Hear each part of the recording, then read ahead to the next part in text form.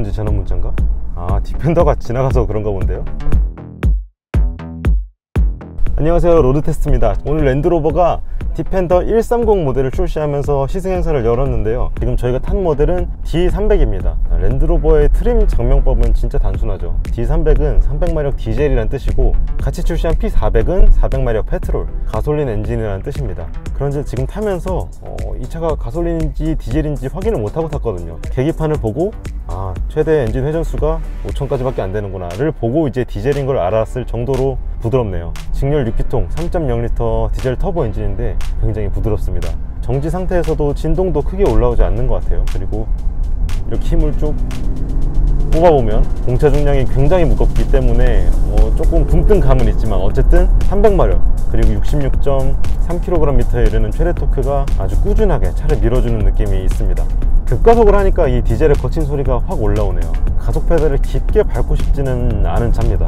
디펜더 130은 지금 신형 디펜더에 뜬금없이 나온 모델은 아닙니다. 예전 오리지널 디펜더도 90과 110 그리고 127 모델이 있었습니다. 디펜더라는 이름을 쓰기도 전에 나왔던 이 차들은 휠베이스가 몇 인치냐에 따라서 이름을 정했어요. 휠베이스가 약 90인치인 모델이 90, 110인치면 110, 그리고 1983년에 127 모델이 추가되면서 총 3가지 차체 크기가 완성이 됐습니다. 그리고 지금 타고 있는 신형 디펜더는 130이라는 깔끔한 숫자로 만들어서 판매를 하고 있죠. 대신에 휠베이스가 커진 건 아니에요. 110과 이 차의 휠베이스는 3022mm로 동일합니다. 대신에 리어 오버행만 뒷바퀴 중심에서 차체 뒷면 끝까지의 거리만 확장을 해서 3열 시트를 추가한 모델이죠. 보통 휠베이스가 달라지면 차의 승차감에도 영향을 끼치곤 하는데 110과 같은 휠베이스를 가지고 있다 보니 130만의 특별한 그런 중의 느낌이 느껴지지는 않는 것 같아요. 에어 서스펜션을 넣은 모델답게 꽤 괜찮은 승차감까지 만들어냈습니다.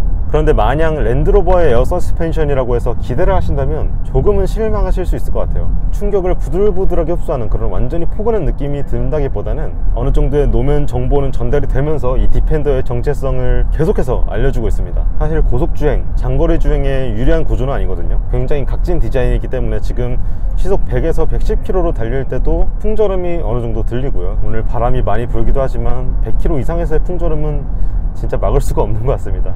경쟁 모델, 제가 오늘 X7 얘기를 좀 할 것 같은데 X7에 비교하면 확실히 풍절음도 어느 정도 들리고 승차감도 X7이 더 낫습니다. 가격대가 1억 4천만 원대 전후로 꽤 비슷하거든요. 대신 이 디펜더는 X7이 건너지 못하는 강을 건너고 들어갈 수 없는 산속으로 들어갈 수 있는 재능이 있죠. 타이어 편평비가 한 30에서 40 정도밖에 되지 않는 X7은 굉장히 고상한 차더라고요. 오늘 같은 오프로드 코스에는 절대 들어오지 못할 거예요. 그래도 운전이 꽤 쉬운 차라는 생각이 듭니다. 이 차가 덩치가 굉장히 크지만 시트 포지션은 높은데 벨트 라인은 그렇게 높지 않고 굉장히 높은 곳에서 내려다보는 그런 포지션이기 때문에 그렇게 어렵지 않게 이 차에 적응하실 수 있을 것 같아요. 다만 130에서 주의해야 할 건 리어 오버행. 평소에 운전할 때는 별로 생각이 나지 않습니다. 그런데 주차를 할 때 확실히 느껴지실 거예요.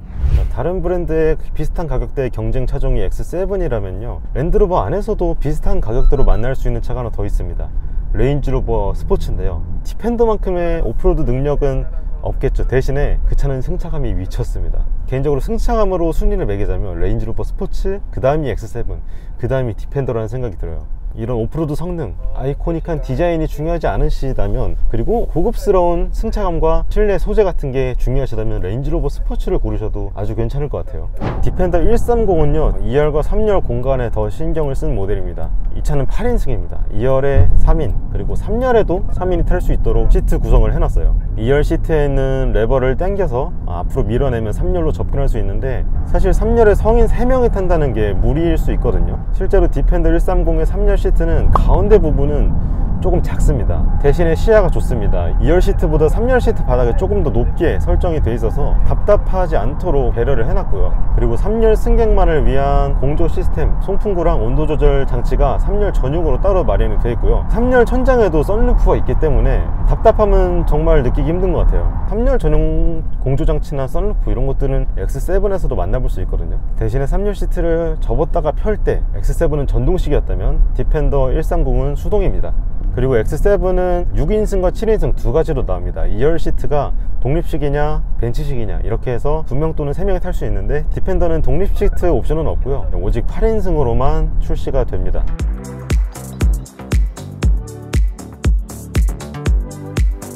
3열 시트도 있고 트렁크 공간도 늘었기 때문에 그러면 차박에도 편할까? 라고 생각하시는 분이 계실 것 같아요. 아쉽게도 130 모델은 풀플랫이 되지 않습니다. 110과는 달리 2열 시트도 완전히 높지 않고요, 그리고 3열 시트가 아래쪽으로 가라앉으면서 들어가는 스타일이 아니라 그대로 접히기 때문에 트렁크와 3열 시트에서부터 단차가 생기거든요. 그리고 3열 시트와 2열 시트 사이에도 빈틈과 경사가 생기기 때문에 차박을 하실 분들에게는 오히려 110이 편리합니다. 대신에 에어 서스펜션이 들어간 모델답게 이 트렁크 왼쪽을 보시면 뒷부분 높이를 낮추는 버튼이 들어 있습니다. 자, 디펜더 130 2열 한번 소개해 드리겠습니다. 자, 여기 손잡이가 일단 있거든요. 차체 지상고가 워낙 높은 차기 때문에 이걸 잡고 편하게 올라갈 수 있습니다. 이어서 X7이랑 비교를 해볼게요. 앞자리가 조금 뒤로 와 있는 것 같은데 그래도 조금은 좁은 것 같습니다. 이 X7은 워낙 뒷자리가 중요한 차기 때문에 공간을 아주 많이 빼놨거든요. 근데 디펜더는 상대적으로는 앞뒤 거리가 충분하진 않아 보이는데 그래도 넓습니다. 차체가 워낙 크니까요. 그리고 머리 공간은 뭐 엄청나죠. 주먹이 이 머리에서 한없이 올라갑니다. 네, 주먹이 몇 개인지 세기가 어려울 정도로 정말 넓고, 지금 선루프가 이렇게 넓게 준비가 돼 있고요. 그리고 딱 앉았을 때 시야가 상당히 좋습니다. 2열에서도 전체적인 시야가 좋아서 답답함을 느끼기가 힘드네요. 자, 그리고 이쪽에 에어컨 송풍구 그리고 온도 조절 장치가 들어 있고요. 여기에는 장식인데 막혀 있네요. 저희는 지금 강원도 인제 어딘가 임도 한복판에 나와 있습니다. 여기에 모래, 진흙, 자갈, 살짝의 도강까지 여러가지 오프로드 코스가 준비되어 있습니다. 지금 차는 에어 서스펜션을 최대한 높여서 기본 218.5mm에서 290mm로 지상고가 올라간 상태고요. 로우 기어를 몰렸고 오프로드 모드는 잔디, 진흙, 자갈 모드로 들어가 있습니다. 모니터에 있는 전방 카메라 그리고 양쪽 카메라에 의지하면서 좁은 코스를 지나가고 있습니다. 지금 이렇게 앞이 안 보이는 상황에도 앞에 모니터를 보면 경로가 다 보이거든요. 조금씩 이렇게 조절을 해서, 자, 내려갈 때는 힐 디센트 컨트롤이 있기 때문에 지금 가속 페달, 브레이크 페달 아무것도 밟지 않고 있습니다. 혼자서 이렇게 잘 내려가네요. 디펜더 130을 오프로드에서 탈 때 주의할 점은요, 뒤쪽 부분입니다. 아무래도 디펜더 110보다 리어 오버행만 340mm를 늘려놓은 차기 때문에 이탈각이 늘었어요. 리어 타이어에서 리어 범퍼를 직선으로 연결한 선, 그 선이 지면과 이루는 각도를 탈출각이라고 하는데, 기존 110의 탈출각이 40도였다면 130은 28.5도로 크게 줄었습니다. 그렇기 때문에 뒷부분이 땅에 걸리는지 그 부분을 주의해서 가야 하죠. 근데 일단 이 정도는 아무렇지 않게 가는 것 같아요. 이것보다 훨씬 험난한 곳을 가야 130의 한계를 느낄 것 같은데 아직까지는 무리 없이 통과하고 있습니다. 오늘 시승 코스도 이 리어 오버행에 대한 단점을 염두에 두고 만들어진 것 같아요. 지금 인스트럭터 분도 뒷부분이 닿냐 안 닿냐를 확인하라고 하시는데, 지금 앞에 차들을 보니까 앞에 차가 닿나? 오, 방금 간신히 안 닿은 것 같은데? 오, 안 닿았어요. 네, 지금 뒤쪽에서 무슨 소리가 들리나 유심히 들어봤는데 아무 소리도 들리지 않았습니다. 이 정도는 통과하는구나. 왜냐면 이 차의 지상고 변경 범위가 굉장히 넓고 이 리어 오버행이 길어진 거에 대한 단점을 어느 정도는 상쇄를 해주는 것 같습니다. 물론 아무리 그래도 진짜 빡센 데를 가면 90이 짱이죠. 개인적으로는 디펜더를 오늘 처음 타보는데 이런 접지력이 부족할 수 있는 모래나 진흙길, 운전하기가 너무 쉽다는 게 느껴지는 것 같아요. 지금 로우 기어도 물리고 시야 확보도 굉장히 편합니다. 카메라도 카메라인데 시트 포지션이 굉장히 높은 차이기 때문에 본이 끝까지 내려다 보이거든요. 사이드 미러도 굉장히 크고 룸미러에는 지금처럼 카메라를 비춰주는 디지털 룸미러가 들어갔고요. 그래서 사각지대에 대한 걱정이 그다지 크지 않습니다. 그리고 제 앞에 있는 헤드업 디스플레이도 앞바퀴가 얼마나 꺾여 있는지, 좌우로 어느 정도 기울어져 있는지가 표시가 돼서 운전자에게 제공하는 정보들이 굉장히 많습니다. 야, 여기도 지금 내리막길인데 그래서 차가 쑥 미끄러지는 것 같더니 이 힐 디센트 컨트롤이 막판에 확 잡아줘서 안전하게 내려왔습니다. 이게 너무 편해요, 오프로드가. 오리지널 디펜더로 오프로드를 타셨던 분들의 얘기를 잠깐 들은 적이 있는데 그때는 위험하기도 위험하고 진짜 운전자의 실력이 아주 중요했다고 했거든요. 근데 지금의 디펜더는 오프로드 입문하기 훨씬 편하겠지만 큰일 날 것 같고 여기로 가도 될지 고민되고 그런 걱정들이 많이 사라져서 솔직히 긴장감은 좀 떨어지는 것 같아요. 자, 이번에는 라크라올 바위를 지나는 구간이 있네요. 그러면 바위 암석 모드로 바꿔서 가보겠습니다. 와, 이거를 지금 오른쪽에 완전히 바위인데 이거를 넘는다고? 와, 이거 되게 부드럽게 넘는데요? 여러분 화면을 통해서 보는 게 어느 정도실지 모르겠는데 바위가 진짜 컸어요. 물론 차체는 굉장히 흔들리고 있지만 타이어가 암석을 밟을 때 느낌이 굉장히 통통 튀는 그런 부드럽게 밟는 느낌이 있습니다. 이런 부분에서는 랭글러보다는 조금 더 오프로드에서 편안하지 않나. 오프로드에서 편안하다고 말하는 게 좀 말이 안 맞는 것 같긴 한데 몸이 받는 부담은 디펜더가 확실히 더 적은 것 같아요. 이게 진짜입니다. 랜드로버 디펜더가 건널 수 있는 최대 수심으로, 와, 앞차 뭐야, 바퀴가 없어졌는데요? 900mm 수심에 물로 지금 들어가고 있습니다. 오, 물소리가 바로 옆에서 들려요.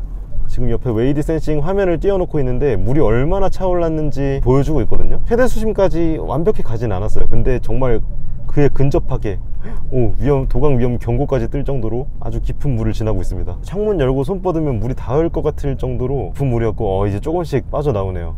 아래쪽 방수나 사륜구동 시스템의 능력도 능력이지만 문짝과 차체 사이를 완전히 밀폐하는 것도 중요하거든요. 정말 소리가 옆에서 생생하게 들리는데 물 전혀 안 셉니다.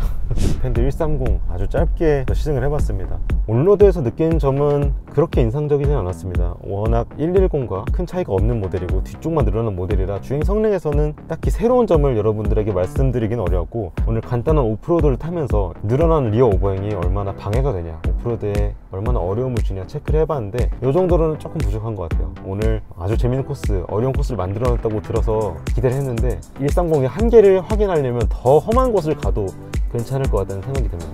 지난번 저희가 보여드렸던 X7 2열 3열 트렁크 영상 여러분 많이 좋아해 주셨는데, 오늘 보여드린 130의 실내도 같이 비교해 보시면서 같은 예산으로 이 두 차를 비교했을 때 어떤 차이가 있을지 한눈에 비교가 되셨으면 좋겠습니다. 그럼 저희는 다음에 또 다른 재밌는 차로 돌아오겠습니다. 감사합니다.